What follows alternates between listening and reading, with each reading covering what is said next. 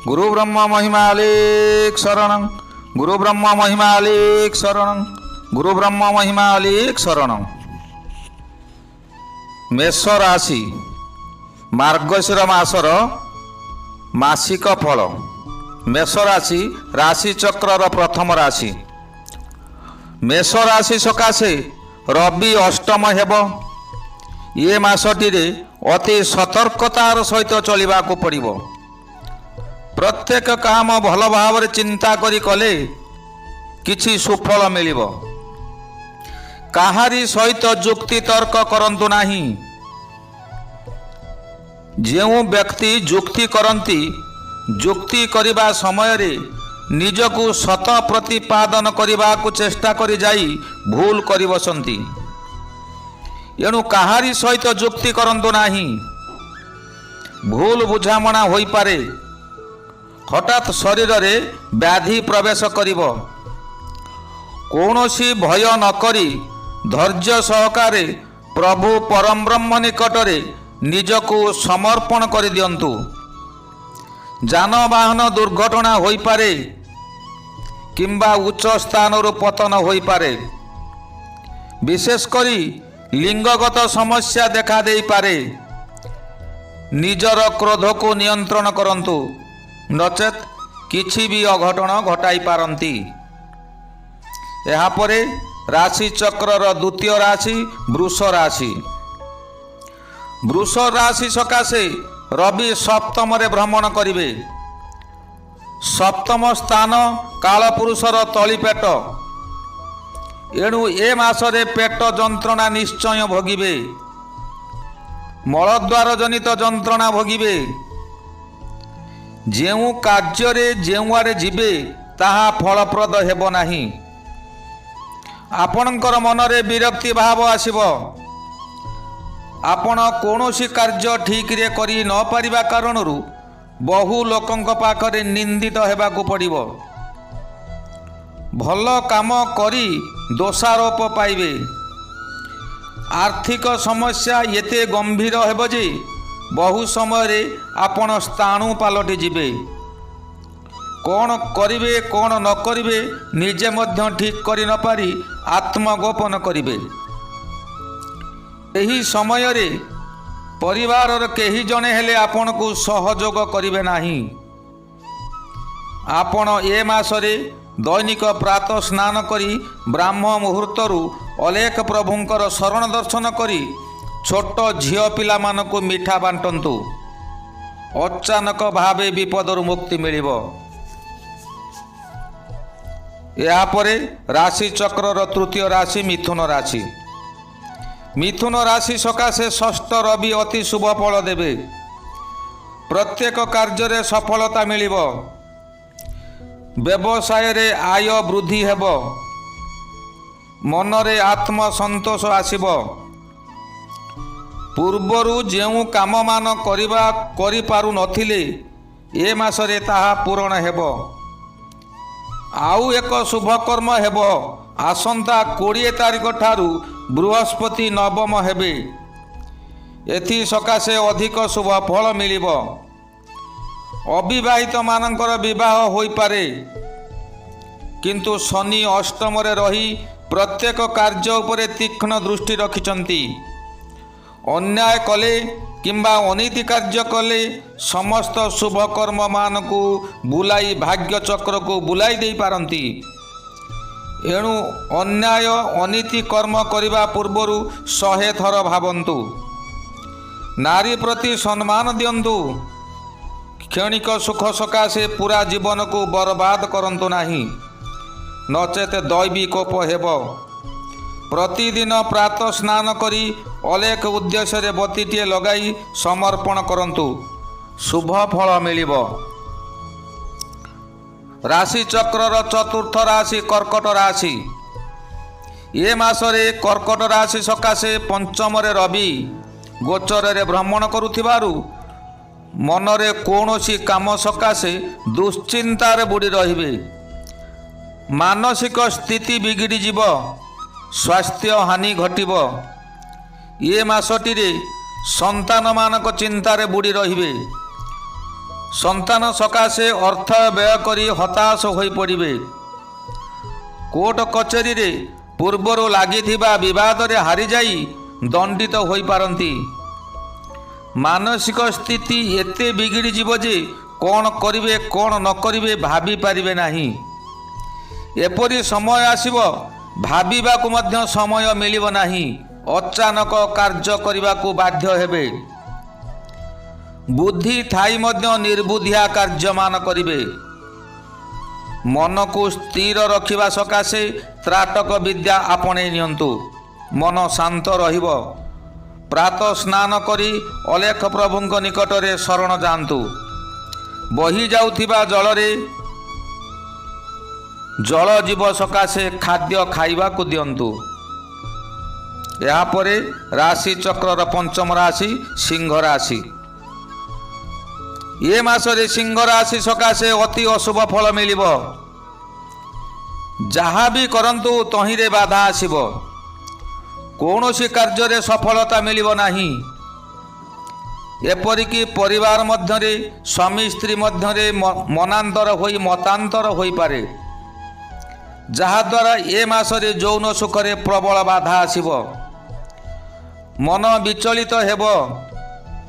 ମନ ବିଚଳିତ ଯୋଗୁଁ ସ୍ୱାସ୍ଥ୍ୟ ହାନି ହେବ। ଚାକିରିଆ କ୍ଷେତ୍ରରେ ଚାକିରି ବଞ୍ଚେଇ ରଖିବା ବହୁ କଷ୍ଟଦାୟକ ହେବ। ଜୀବିକା ହରାଇ ଆହୁରି ହତାଶ ହେବେ। ବନ୍ଧୁବାନ୍ଧବମାନେ ନିନ୍ଦା କରିବେ। ଶତ୍ରୁମାନେ ଆପଣଙ୍କ ପରିସ୍ଥିତି ଦେଖି ହସି ହସି କୁତ୍ସା ରଟନା କରିବେ। ମାଙ୍କ ସହିତ ଭୁଲ ବୁଝାମଣାରୁ ଝଗଡ଼ା ହୋଇପାରେ। ସାଇ ପଡ଼ିଶାମାନେ ଆପଣଙ୍କୁ ଦେଖି କୁତ୍ସା ରଟନା କରିବେ। ଆପଣ ନ କରିବା କାମ କରିବାକୁ ବାଧ୍ୟ ହେବେ। ଖୁବ୍ ସାବଧାନରେ ରହିଲେ ବିପଦକୁ ଟାଳି ଦେଇପାରିବେ। ପ୍ରଭୁଙ୍କ ନାମ ସଦା ସର୍ବଦା ଜପ କରନ୍ତୁ। ଏଥିରୁ ମୁକ୍ତି ମିଳିବ। ପ୍ରାତଃ ସ୍ନାନ କରନ୍ତୁ। ସୂର୍ଯ୍ୟ ଉଦୟ ପୂର୍ବରୁ ସ୍ନାନ କରି ଅଲେଖଙ୍କୁ ଶରଣ ହୁଅନ୍ତୁ। ବିପଦରୁ ମୁକ୍ତି ମିଳିବ। ମନ ପୁରା ଥଣ୍ଡା ହୋଇଯିବ। ଏହାପରେ ରାଶି ଚକ୍ରର ଷଷ୍ଠ ରାଶି କନ୍ୟା ରାଶି। ଏ ମାସରେ କନ୍ୟା ରାଶି ସକାଶେ ତୃତୀୟରେ ରବି ଭ୍ରମଣ କରୁଛନ୍ତି। ଏଣୁ ଏ ମାସଟି ଅତି ଶୁଭ ଫଳ ମିଳିବ। ଯାହା ବି ହେଉ ଯେକୌଣସି କାମ କରନ୍ତୁ ସଫଳ ମିଳିବ ହିଁ ମିଳିବ। ଅଚାନକ କେଉଁଠାରୁ ଅର୍ଥ ମିଳିବ। ପରିବାରରେ ଆନନ୍ଦ ଲାଗି ରହିବ। ଏ ମାସରେ ପୂଜା ପାଠରେ ମନ ଦେଇ ଆତ୍ମସନ୍ତୋଷ ଲାଭ କରିବେ। ପ୍ରତ୍ୟେକ ଦିଗରୁ ଶୁଭ ଫଳ ମିଳିବ। ନିଜର ସ୍ୱାଧୀନତା ବୃଦ୍ଧି ହେବ। ଶତ୍ରୁମାନେ ଆପଣଙ୍କୁ ଦେଖି ଭୟ କରିବେ। ଭାଗ୍ୟରେ ଉନ୍ନତି ହେବ। ଏ ମାସଟିରେ ସ୍ୱାସ୍ଥ୍ୟ ଉତ୍ତମ ରହିବ। ଚାକିରି କରିଥିବା ବ୍ୟକ୍ତିମାନଙ୍କ ଭାଗ୍ୟରେ ଉନ୍ନତି ହେବ। ପଦୋନ୍ନତି ହୋଇପାରେ। ପ୍ରତ୍ୟେକ ଦିଗରୁ ଲାଭ ହିଁ ଲାଭ ମିଳିବ। ଏହାରି ସୁଯୋଗରେ ଆପଣ ପ୍ରଭୁ ସେବା ଭୁଲିଯିବେ ନାହିଁ। ମନ ଧ୍ୟାନ ଦେଇ ପ୍ରଭୁ ସେବା କରନ୍ତୁ। ପ୍ରଭୁଙ୍କର ଆଶୀର୍ବାଦ ହେଲେ ଆଗାମୀ ଦିନମାନଙ୍କରେ ଶୁଭ ଫଳ ମିଳିବ। ରାଶି ଚକ୍ରର ସପ୍ତମ ରାଶି ତୁଳା ରାଶି। ତୁଳା ରାଶି ସକାଶେ ଏ ମାସରେ ଦ୍ୱିତୀୟ ରବି ବିଶେଷ କରି ଚକ୍ଷୁ ପୀଡ଼ା ଦେଇଥାଏ। ଚକ୍ଷୁ ପୀଡ଼ା ସକାଶେ କଷ୍ଟ ଅନୁଭବ କରିବେ। ବହୁ ବ୍ୟୟ କରିବେ। ସୁଖ ଟିକେ ପାଇବା ସକାଶେ ସଂଘର୍ଷ କରିବେ। କିନ୍ତୁ ସୁଖ ପାଇବା ଏ ମାସରେ କଷ୍ଟକର ହୋଇପଡ଼ିବ। ଅର୍ଥ ଉପାର୍ଜନ କରିପାରିବେ ନାହିଁ। ଭୁଲ ବୁଝାମଣା ସକାଶେ ନିଜ ଲୋକ ଓ ବନ୍ଧୁବାନ୍ଧବମାନେ ସମସ୍ତେ ଆପଣଙ୍କର ଶତ୍ରୁମାନଙ୍କ ସହିତ ହାତ ମିଳାଇ ଆପଣଙ୍କର ସର୍ବନାଶ କରିବାରେ ଟିକିଏ କୁଣ୍ଠାବୋଧ କରିବେ ନାହିଁ।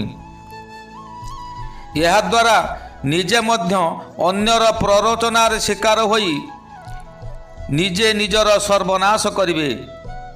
ମାସର ଶେଷାର୍ଦ୍ଧରେ ଶୁଭ ଫଳ ମିଳିପାରେ।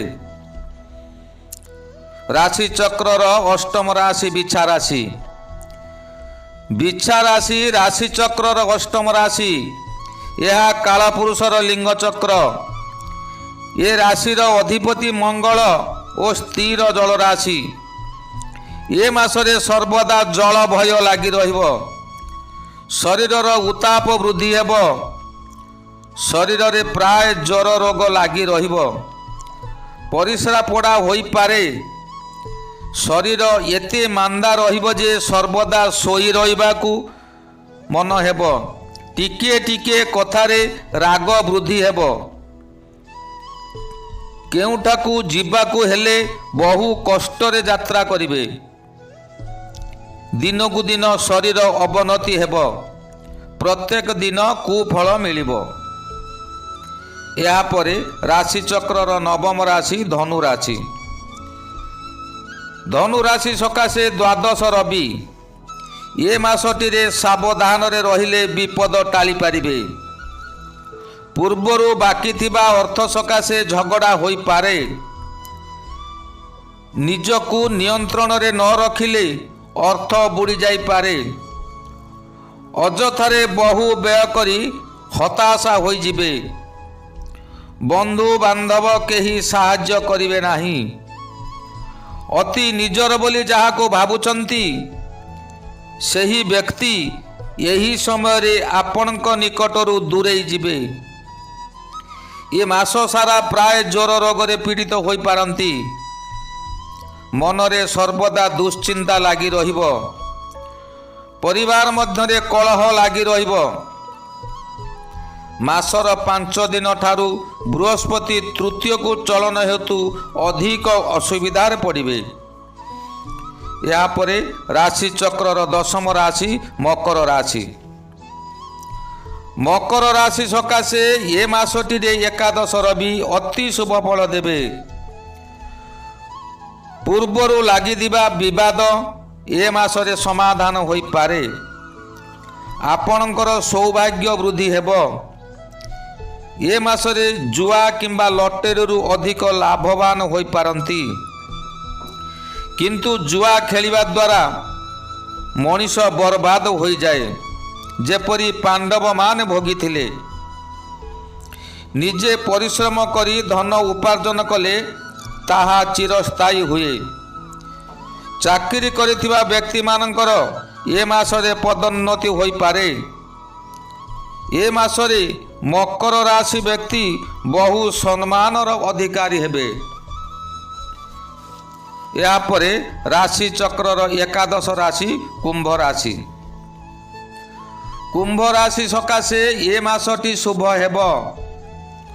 ବହୁଦିନ କଷ୍ଟ ଭୋଗିଲେଣି। ଏବେଠାରୁ ଆପଣଙ୍କର ଶୁଭ ସମୟ ଆସିଗଲା। ଆଉ ଦୁଃଖ କରନ୍ତୁ ନାହିଁ। ପୁରୁଣା ରୋଗମାନ ଚୁଟୁକିରେ ଭଲ ହୋଇଯିବ। ଏ ମାସରେ କୌଣସି ଉଚ୍ଚସ୍ତରୀୟ ବ୍ୟକ୍ତି ଆପଣଙ୍କୁ ସାହାଯ୍ୟ କରିପାରନ୍ତି। ତାଙ୍କ ଦ୍ୱାରା ଆପଣଙ୍କର ଆୟ ବଢ଼ିବାର ବାଟ ଖୋଲିଯିବ। ପ୍ରଶଂସା ମିଳିବ। ସାହସର ସହିତ ବହୁ ବଡ଼ ବଡ଼ କାମ ହାତକୁ ନେବେ। କିନ୍ତୁ ଆଶା ଅନୁଯାୟୀ ଅର୍ଥ ଆପଣଙ୍କୁ ନ ମିଳି ଅନ୍ୟ କାହାକୁ ମିଳିପାରେ। ଆପଣଙ୍କ କାର୍ଯ୍ୟକୁ ବହୁ ବ୍ୟକ୍ତି ଅନୁସରଣ କରି ସେମାନେ ଲାଭବାନ ହେବେ। ଆପଣ ଭକୁଆ ହୋଇ ରହିବେ। ତଥାପି କୁମ୍ଭ ରାଶିର ଧୈର୍ଯ୍ୟ ଥିବାରୁ ବାଧା ପଡ଼ିବ ନାହିଁ। ତରବରିଆ କାର୍ଯ୍ୟ କରନ୍ତୁ ନାହିଁ। ଧୀର ପାଣି ପଥର କାଟେ।